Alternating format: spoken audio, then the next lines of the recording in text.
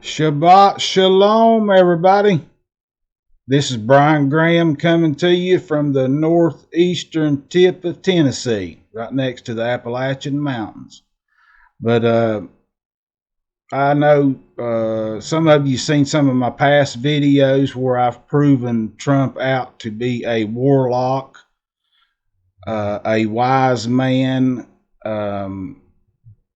He goes by many different names, but I've been watching Casey with Enter the Stars. If any of you guys hadn't seen some of his stuff, I encourage you to go over and watch it. I've picked up a lot of seeds from Casey. I hate that he goes by the Jesus name, the Jesuits Jesus. He knows that Yahusha is the Messiah's true name. But anyway, today I picked up a seed from Casey where he drew a connection between Trump and Abraham Lincoln. If any of you would just spend a few minutes on Google and use those two key words, just Trump and Abraham Lincoln, or three words, whatever you want to use. But today I'd like to take you down a rabbit hole with me, and let's see if we can figure out some more connections between the MAGAs. Both of them are Magi's.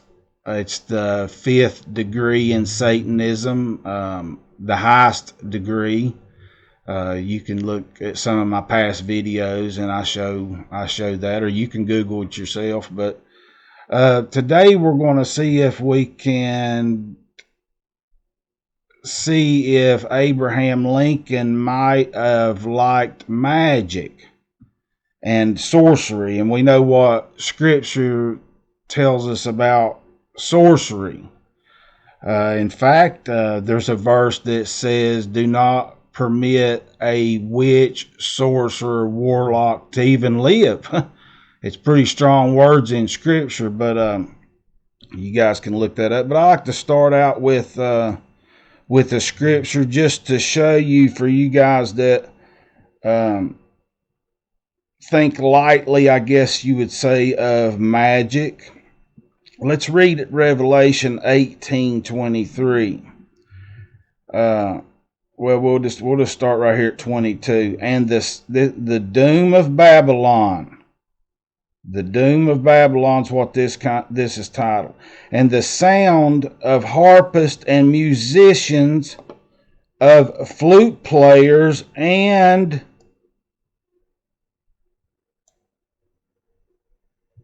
take real close notice to this hint the Creator was giving you, will never ring out in you again, America. Nor will any craftsman of any trade be found in you again, nor the sound of a millstone be heard in you again, making wheat, making food. Wherever this place is, I think it's America, and I've been wrong before, but I think it's America, and you do your own comparison. But here's the verse I want you to pay special note to. The light of the lamp will never shine in you again. I think he's talking about electricity. And the voices of a bride and bridegroom will never call out in you again. I think he's talking about there'll never be two happy people get married in this place again. For your merchants were the great ones of the earth. Well, see, America houses Walmart, McDonald's, Amazon, all your major companies are birthed and raised in America. Some manufacturing jobs goes overseas, but your big merchants, Walmart, these places, America's where they come from. So that's enough in itself to tell you that America's the only one that matches this verse right here. Now here, listen, people, listen. Because all the nations were deceived by your magic. Somebody is doing magic on you. Scripture says so. This is facts. Facts. But I want this verse to resonate in your mind as we go down and do a little study on Lincoln's magician. This is going to be probably a 2 or 3 part series because it goes so deep into what's happened to America. We are being run by witches and warlock and wise men that have put us under a spell called the strong delusion. Now, let's just start out and see what we can. We'll just start studying about who Abraham Lincoln was, and I'm going to be reading a lot because there is a lot. Now, you're going to see the connection between Donald Trump. See this word? Well, let's go back down. M-A-G. MAGA. MAGA. I see MAGA. I see MAGA. And then once you understand M-A-N, man. I see magician man. A man magician. But let's see what we can discover about Abraham Lincoln. Maybe something you didn't learn in school. I'm going to enlarge this so that hopefully you guys can read along. Because it's craziness. I'm going to try to skip this. Get this off our screen. But let's just we're going to learn who Harry Cook was. Now, we'll just read along. Maybe I can make this even a little bigger. Let's get on it. Okay, here we go. In early June 1863, as the Battle of Gettysburg was ending some 80 miles to the north, President Abraham Lincoln took a break from monitoring Civil War hostilities. Now, as we read, I want you to just let the thought of Trump lay in the back of your mind. What was going on? Trump and Lincoln, we're going to draw a connection between them, but notice this was going on during Abraham Lincoln's time. But Lincoln took a break from monitoring Civil War hostilities to watch a rehearsal for Washington, D.C.'s forthcoming Independence Day parade. So he took a break from that. He went, just like some, other people going to play golf or something like that while something major's going on. The route for that day, for that dry run, was near Lincoln's summertime getaway, a 3-mile horseback ride from the often sweltering White House grounds. No air conditioning. And among the other spectators that day was Antonio Van Zant. And I don't pronounce words very good, so you'll get them when you pronounce them. An accomplished British-born magician whose stage name was Signor Blitz. So here's a magician. Among the spectators was this magician. And I believe this is actually Harry Cook, the magician. As the marchers passed him, Blitz suddenly reached out and yanked a bird from a girl's hair, stopping the awed procession in its tracks. Everybody was in awe. This guy just done a crazy thing. Then, as the crowd pressed in around him, Blitz performed several dazzling sleight-of-the-hand tricks, including pulling an egg from the mouth of the president's 10-year-old son, Abraham Lincoln, his son Tad, when a bystander introduced the president to the 53-year-old magician who often performed his act for wounded soldiers. Lincoln replied, "Why, of course, it's Signor Blitz, one of the most famous men in America." See, he was giving Blitz a name right here. He just boosted him in popularity. Lincoln was so enamored of Blitz that he invited him to the White House, where the skilled conjurer, boy, the Bible really don't like these people, made a bird appear in the president's famous stovepipe hat. Excuse me. A note attached to its wing read, "Victory, General Grant." Now pay attention. So what he's doing right here is he's prophesying that Grant will get a victory. A presence reference to the Battle of Vicksburg, which storied the Federal Army commander would soon win. So his so-called prophecy come to fulfill, so this gave him even more fame. As it turned out, Lincoln's invitation to the professor of mechanism and metamorphosis, as Blitz was known. So this is what he was known as, the professor of mechanism and metamorphosis, was in keeping with his longtime fascination with magic, which the nation's 16th president, notice the 16 here, this is really a 9-1, if you turn it upside down, 911. This is also, if you'll notice in my other videos, this is the mark of the beast, just in a different form. President would indulge whenever he could slip away from the executive mansion. For example, he made the mile-long trek 4 times to see John W. Wyman Jr. Who was this guy? Well, he was an American-born magician and ventriloquist who billed himself as Wyman the Wizard. We could say sorcerer, we could say warlock, we could say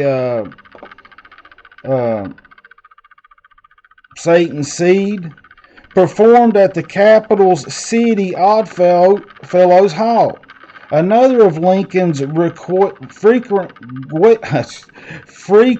guest was the celebrated German-born magician Compaz Hermann, who in November 1861 entertained a small group in the East Room of the White House. Doing magic right there in the White House, baby. Right there in the pit, man. That's the pit. You guys are going to understand that the White House, that the word pit is in there for a reason. 2 months later, the self-proclaimed first professor of magic in the world. So here's another title being given. Wooed another audience and encore performance for the president, his cabinet, and first lady. So here they are doing magic right there in the White House. Now, keep in mind, we're talking about Honest Abe. Remember, he had a name. He give himself that name, is what you guys are going to learn, just like Trump gave himself the name Trump.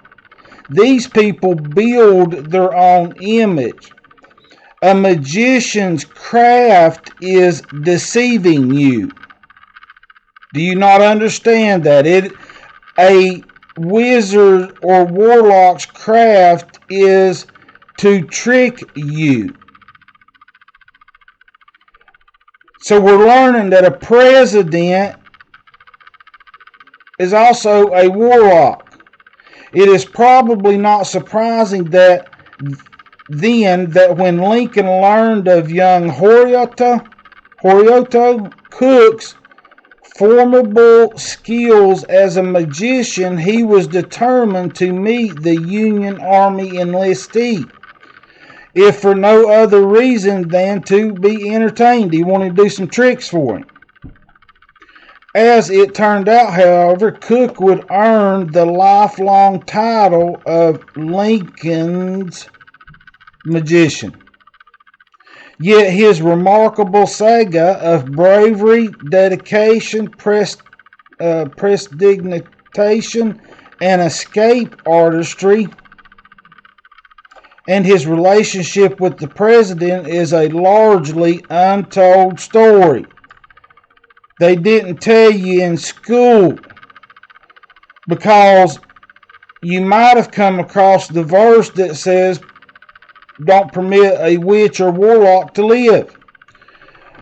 Horatio Green Cook was born on February 1st, 1844 in Norwich, Connecticut. After moving to Chicago, his family settled in Iowa on the eve of the Civil War. Harry, as his friends knew him, was a precocious child. I know I mispronounced that. Both studious and entertaining, who excelled in his schoolwork. He was smart, but he was a kind of a troublemaker. His grasp of English grammar and his comfort in speaking before groups earned him a teaching position at a small royal school when he was just 17. So here's a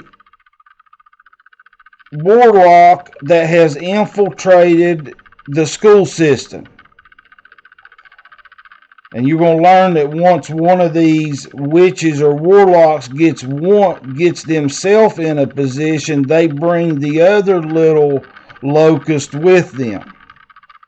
Although Cook planned to continue his career in education, on turning 18, he enlisted in the 28th Iowa Volunteer Infantry.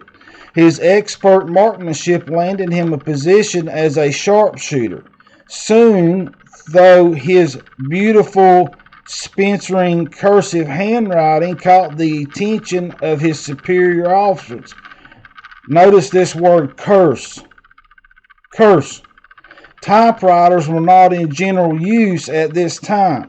He recalled many years later, so my skill in penmanship was in great demand. Other artistry he became known for, including prodigious rope-tying feats and escaping from camp, which he often did simply in hopes of proving he could get away with it. Following one such stunt, Cook had his thumbs lashed together over a tree limb as punishment, but as soon as the soldier who had secured him turned away, Cook performed his first of many magic tricks for an audience. In a flash, I had freed my thumb, he recounted, and made a mocking gesture at the back of the retiring officer. As the officer was leaving, he probably flipped him the bird or something, much to the amusement of those watching. The following spring, Cook's Iowa regiment was sent to Mississippi, where he took part in Major General Ulysses S. Grant's siege of Vicksburg, and then on to Louisiana for the beginning of the Red River Campaign. You could probably say Blood River Campaign. With the Major General Nathaniel B. Banks, Cook's job was to perform scouting assignments, skirmishing ahead of the Union Army as an advanced agent or spy. Then, thanks to his penmanship and writing skills, Cook was recruited to work for Grant. I first did the private correspondence for General B. M. Benjamin Mayberry, Prestis at Helena Ark, he wrote in his diary. My writing being mostly on official documents, it created a good deal of comment and inquiry as to who was the writer, until I became quite well known at the executive headquarters in Washington. He's moving up. In fact, Cook would later correspondence, would later write correspondence for Major Generals William. So he's writing correspondence for these people. Really, he's in a sense dictating these people because they're reading what he's writing. But it was his prowess as an escape artist that truly distinguished Private Cook, who often shocked and mystified his superiors by quickly freeing himself from whatever bonds they devised. In addition, he began expanding his repertoire with magic tricks, more advanced rope tying, and other skills which would help spread his renown well beyond his own regiment. People's talking about him all over. Because everybody like to, if you're a prisoner, a POW, you'd like to know how to escape some ropes. In 1864, Cook was transferred to the battlefront in Shenandoah Valley to serve under Sheridan. But along the way, he was unexpectedly summoned to the office of Secretary of War, Edwin Stanton, in Washington, D.C. Cook entered Stanton's office to find a group of military and political luminaries that, in his surprise, included President Lincoln. So here's Lincoln sitting there. Cook wrote in his diary that Lincoln approached him, firmly shook his hand, and said, "Well, lad, I am informed that you are rather tricky." Cook replied that he was not aware of having been guilty of doing mean tricks. The president responded, "Well, I thought we would make an investigation." The group was eager for a demonstration of the young man's ability to free himself from restraints. So a senator and 2 generals, including Sherman, tied him with a 50-foot rope. So here you've got a senator and 2 generals that's tied this man up where they think there's no way he can get loose. I mean, with 50 feet of rope, that's a lot of rope. You think if you could tie somebody up with 50 feet of rope, they're not going nowhere. When all was ready, I asked Lincoln to walk 10 feet away, Cook wrote in his diary. Then I asked Lincoln to walk towards me. While Lincoln was walking the 10 feet, I liberated myself and stood up, shaking hands with Lincoln when he was close enough. So within 10 feet, he'd already freed himself. He was probably starting to stand up when Lincoln started walking 10 feet away from him. Shaking hands with Lincoln when he was close enough. A feat that amazed the president and all the others, taking a $2 bill greenback of the first issue of federal currency from his pocket. Taking a $2 greenback of the first issue of the federal currency from his pocket. Lincoln gave it to me and put me strictly in charge to keep it always, and always told me that he was going to keep an eye on me for something better as I grew older. See, he knows that this magician has given his loyalty over to Satan, so now he's in the brotherhood. Lincoln's in the brotherhood. You're going to learn that Lincoln's hat is where the magician's hat comes from. Here, my boy, keep this to remember Uncle Ab by. Now listen to this. This is a riddle.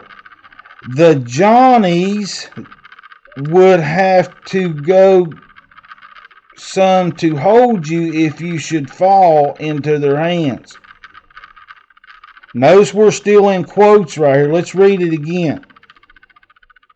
Here, my boy, keep this to remember Uncle Abe by. He's saying, you're now family, because I'm your uncle now. The Johnnies. Who's the Johnnies? The Johnnies would have to go some to hold you if you should fall into their hands. Cook later observed that the remark seemed rather prophetic, and it was fulfilled afterwards. According to Cook, Lincoln immediately sat down and wrote a letter appointing him to serve as a Federal scout, snitch, whatever you want to call it, whose job it was to penetrate the Confederate lines incognito. They went into your White House incognito, sometimes even making you think there's a Republican when they was really a Democrat, and send back intelligence reports.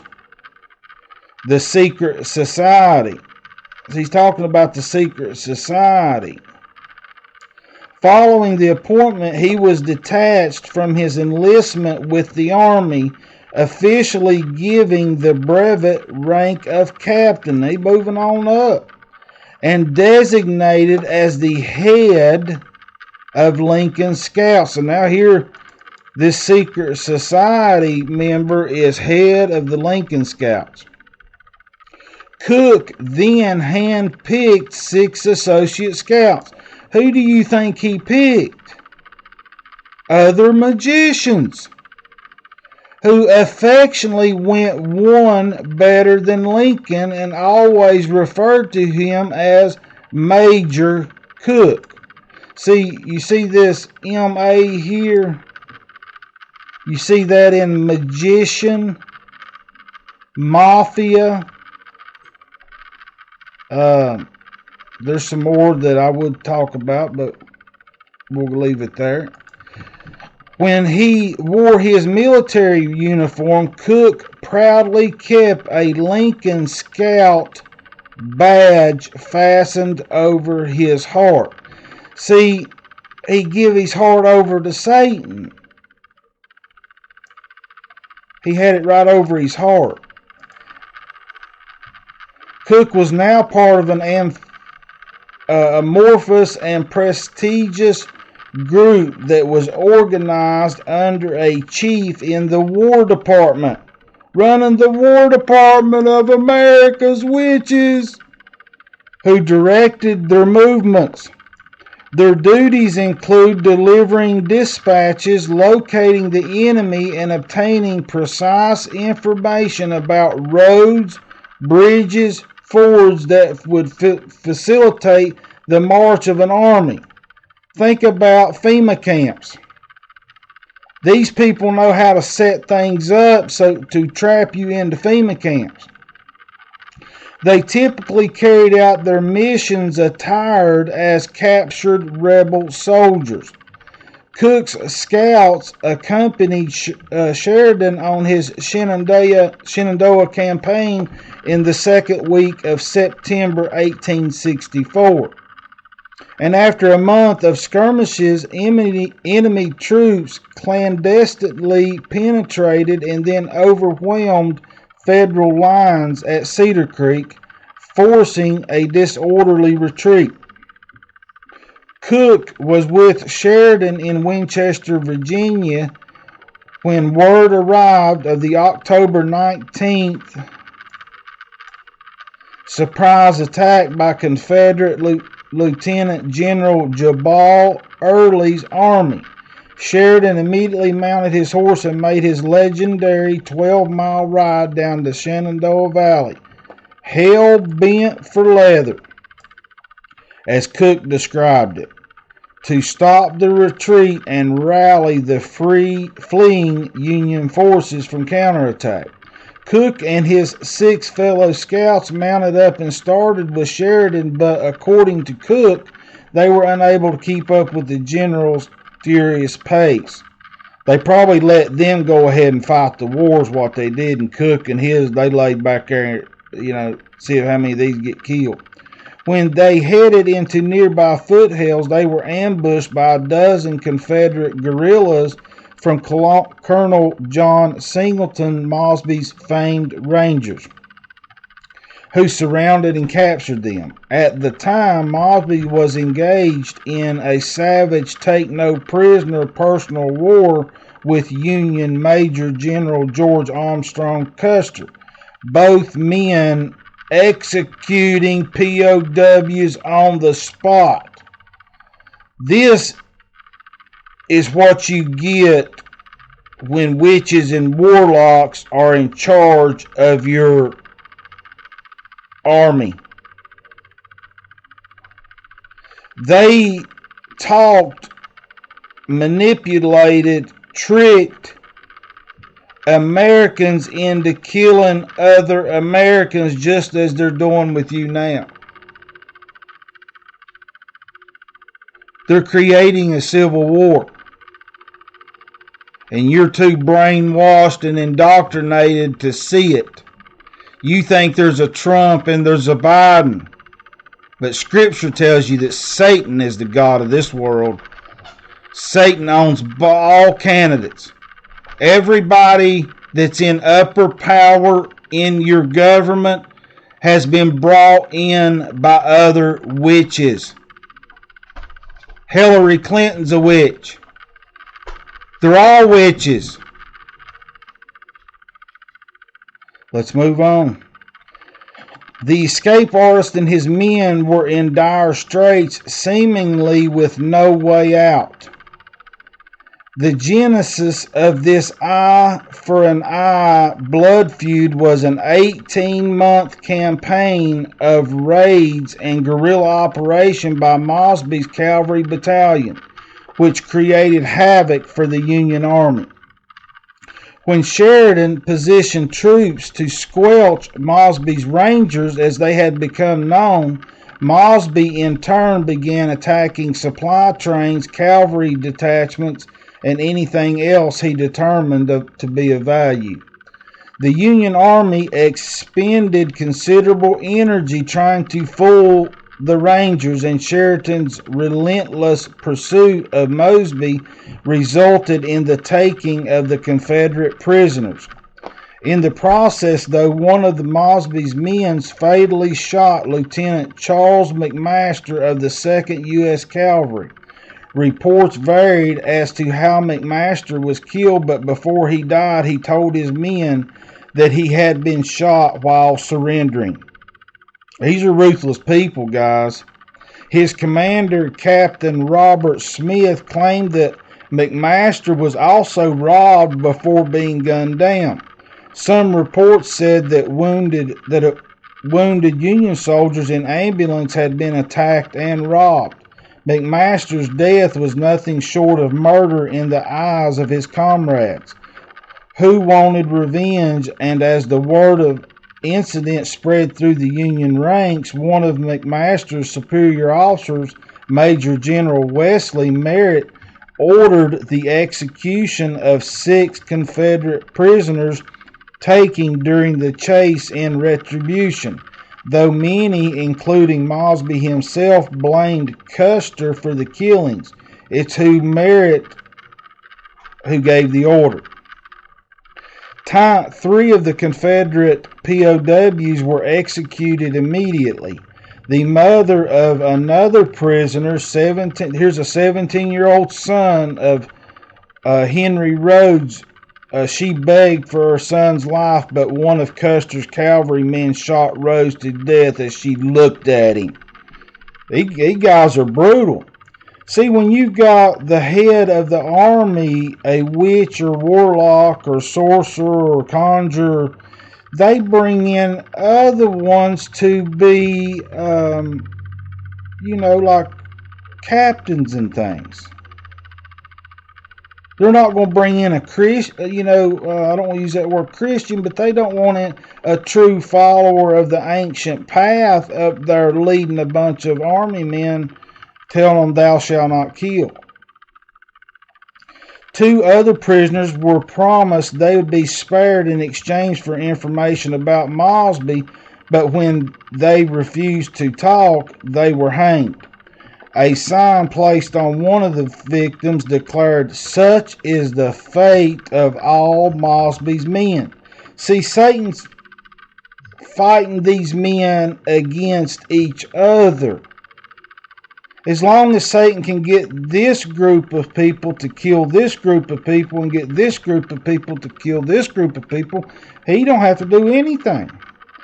When Mosby learned of the executions, he proposed to General Robert E. Lee, the commander of the Confederate Army of Northern Virginia, that an equal number of Custer's men be executed. Hey, you kill 20 of mine, I'll kill 50 of yours. You people better wake up. It's coming. After Lee and Confederate Secretary of War James Seddon concurred, conjured, that looks like conjured kind of, 3 Union prisoners were hanged and 2 were shot, albeit not fatality. A note left on one of the corpses stated, "These men have been hung in retaliation for the execution of Colonel Mosby's men hung by order of General Custer at Front Royal. Measure for measure." Excuse me. Cook and his fellow scouts thus had good cause to be worried about having been captured. In his diary, he wrote that Mosby's men took all their money and everything else that I looked of value, and that they had been forced to swap clothes with their captors. Listen to what they do. "They took also my most prized possession, President Lincoln's letter appointing me a scout," Cook wrote. His pleas to be allowed to keep it were met with laughter. When he asked them, "Can I keep it?" they laughed at him. For more than a day, Mosby and his men marched the small band of Union scouts up the Potomac River, one of them, enraged by Cook's brazenness, fired at him 3 times, but fortunately missed his target. There's something weird about this, and I might talk about it later, but Abraham Lincoln goes up and stands right in the middle of gunfire and doesn't get shot either. So I wonder if there's some. We'll move on. When they stopped to camp on the second night, Cook learned that their captors expected more of Mosby's raiders, with additional prisoners to join them the next day. He feared that all the prisoners would then be hanged or shot as spies in retaliation for Merritt's execution of Confederate POWs. They tied us to trees and camped in a half circle around us from bank to bank, leaving one of their number in the middle to guard us, Cook wrote in his diary. It was now up to me to get busy figuring out some means of escape. That opportunity came at midnight with the changing of the guard. The new picket, still groggy from being awakened, was not yet fully aware of his surroundings, as Cook had correctly speculated. So Cook waited patiently, and as the guard dozed off, he easily freed himself from the bindings and took the guard's rifle without even waking him. It was my plan to get his 6 shooters also, said Cook, which would give us 19 shots. As the carbine was good for 7, clean up the rest of the guerrillas, seize the horses, and escape. On freeing his companions, Cook tried to persuade them to escape to Maryland by way of the Potomac River, but half of them couldn't swim, so they at first instead fled Mosby's raiders and certain execution by land.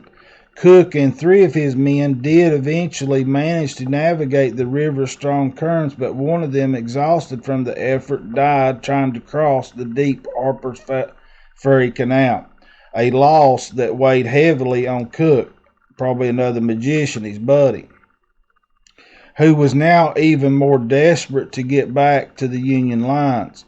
The 3 scouts headed into the woods, crawling with guerrilla fighters from Lieutenant Colonel Elijah, I thought that was an interesting name, but V. White's 35th Battalion of Virginia Cavalry, reputed to be even worse than Mosby's men. Cook recounted as they generally killed their prisoners as soon as they got them. After 3 days of wandering that terrain with no clothing but the trousers and only birch bark to eat, they were captured by 6 armed horsemen. We thought they were guerrillas, Cook recalled, as they were dressed in some sort of mixed uniform such as many guerrillas wore, and they believed us to be guerrillas because we were wearing the trousers that Mosby's men has forced us to put on in place of our own. Cook and his men, it turned out, had been captured by a band of Federal scouts. Cook explained that he had been appointed head of the Federal scouts by Lincoln himself. Not surprisingly, the group's leader dismissed him as a liar, but in an amazing coincidence, Cook learned that the group's commanding officer, Major Gullop Sage of the 7th Illinois Cavalry, was a cousin he hadn't seen since childhood. After confirming Cook's identity, Sage formed a search party to help Cook locate those who had fled Mosby's Rangers by land, but the rescue mission soon took a tragic turn. We found their bodies hanging from trees, Cook lamented, riddled with bullets and their faces mutilated with birds. We cut them down, buried them, and vowed vengeance upon their slayers. Setting out on a reign of anger-fueled revenge through the Confederate ranks, Cook and his fellow scouts vowed that they would never divulge to anyone what had transpired on their ride or the number of casualties they had inflicted.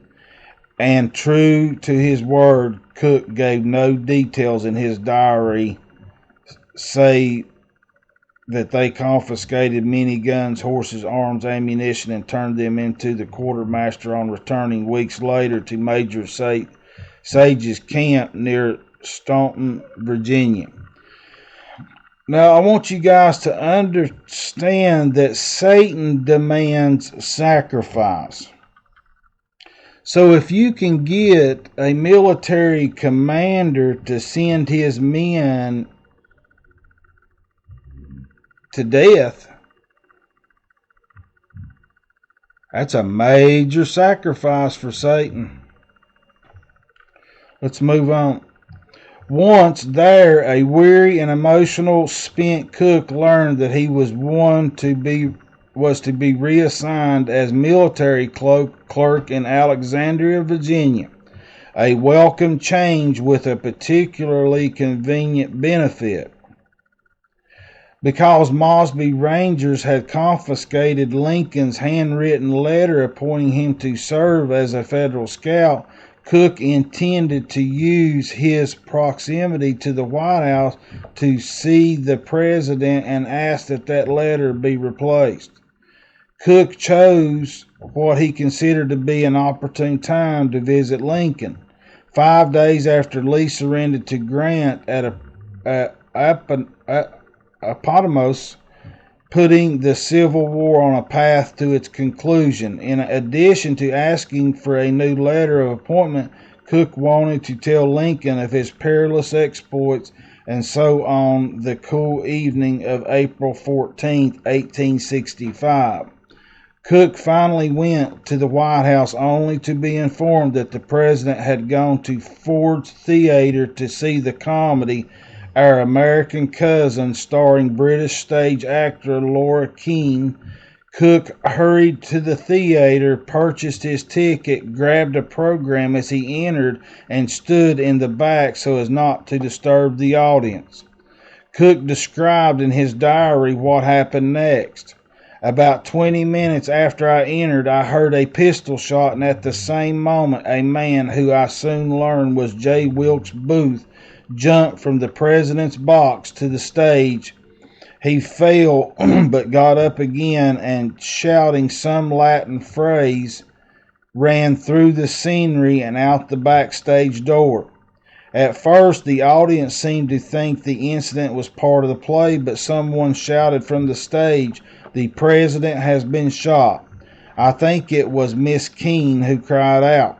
At that, the whole audience rose from their seats, many rushing to the president's box. Some started after Booth, who had mounted a horse in the alley and fled. These events cannot be fully comprehended from reading a bare statement. Cook followed the crowd across the street to the Patterson boarding house, where the mortally wounded president had been taken. I remained around the place all night with many others and begged that I might be admitted, but that could not be, Cook wrote. In the morning, Secretary of War Stanton came to the door and seeing me took me into the room where the president lay. He removed the covering from his face, a face that was so physically homely yet so grand and peaceful, but his spirit had passed on to the great beyond. I did not obtain that for which I sought, for the master's world was lost. I'd like to read that again. I did not obtain that for which I sought. He didn't get what he wanted, for the master's world was lost. For the rest of his life, Cook retained the Ford Theater program from that faithful night, along with the $2 bill that Lincoln had given him years earlier. With the close of war, Cook returned home to Iowa, but after his adventures of this previous 3 years, he found it impossible to be content with life in a small rural town, and he moved frequently Ohio, Illinois, and then New York, before finally ending up in Los Angeles. In his civilian life after the war, Cook devoted himself to his career as a magician, inventing and manufacturing many of the effects he used in his very popular stage act. In addition, he became fascinated and immediately skeptical of spiritualism. I found this to be real interesting. I'll get your guys' take on it, but listen to what they say about him. The idea that deeply departed was ever present to offer comfort and advice to the living. This moment held powerful appeal in the 19th century, and its influence soared with the immense suffering of the Civil War produced. Although he was extremely clever and gifted magician, night after night, Cook devoted his performances to debunking mediums and spiritualists. Long before the man who would become his protege, listen to this, Harry Houdini, took up the cause, billing himself as Professor H. Cook, the celebrated king of spirit exposers. For some variant thereof, he often played to packed houses, promising theater-goers that he would see spiritualism outdone and exposed. I kind of thought it would be the other way around, but I don't see what you guys think. Cook once explained his modus operandi for exposing fraudulent spiritualists as follows. My policy was to duplicate their program, first in the spirit cabinet and then on the open stage. I guess he's talking about in the mind. In full light, not showing the people how the tricks were done, but simply proving to them that only human agency was involved.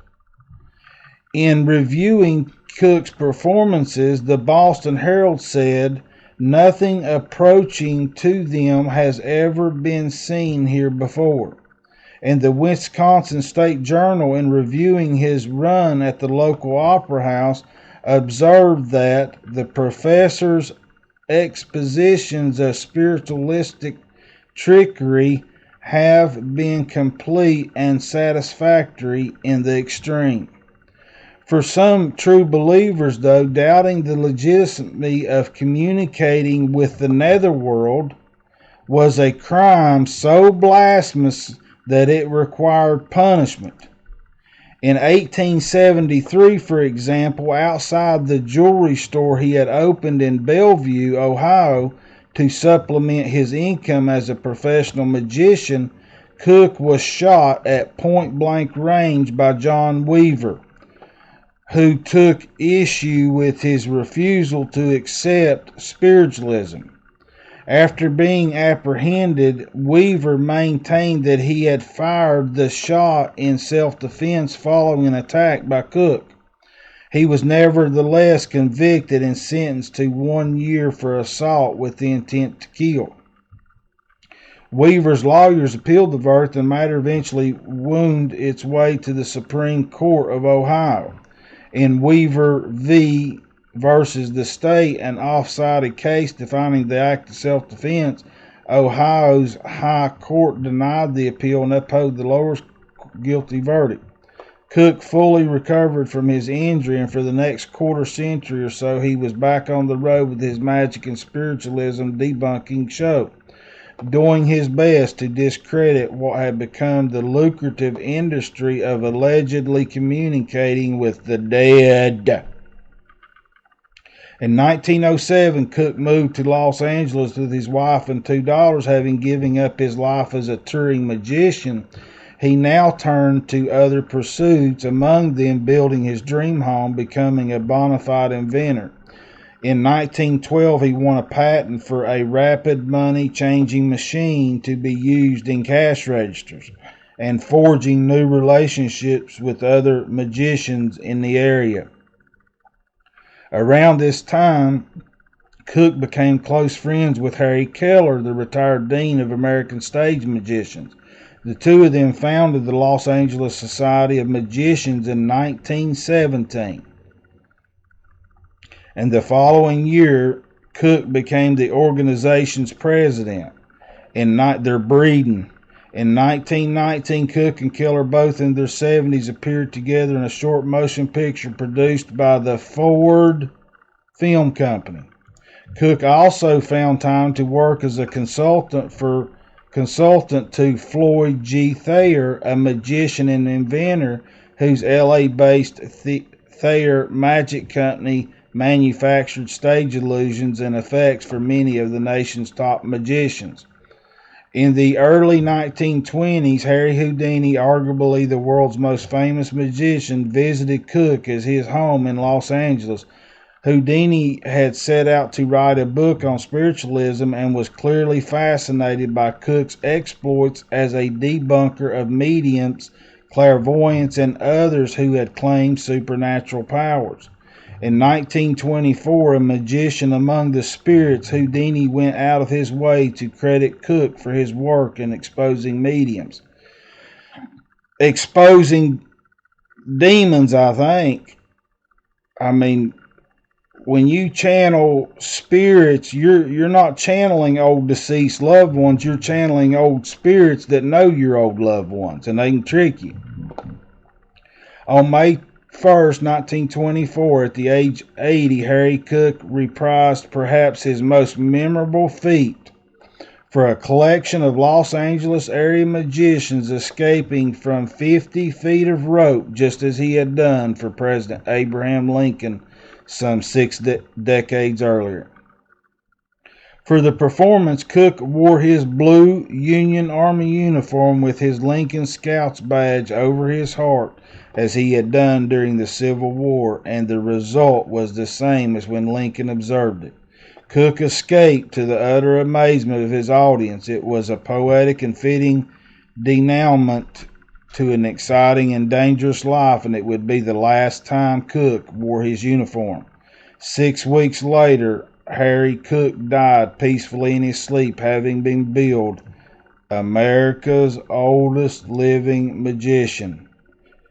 Gifted in the magic arts is what the craft. That title, however, seems woefully inadequate in describing the amazing life of Horatio Green Cook. Perhaps then a more fitting title would have been Lincoln's Magician.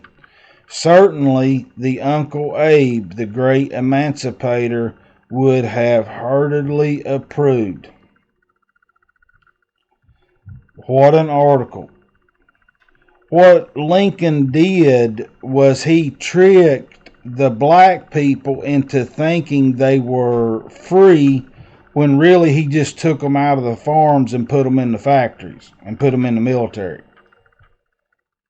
So if that's freedom, I think you're looking up the wrong definition.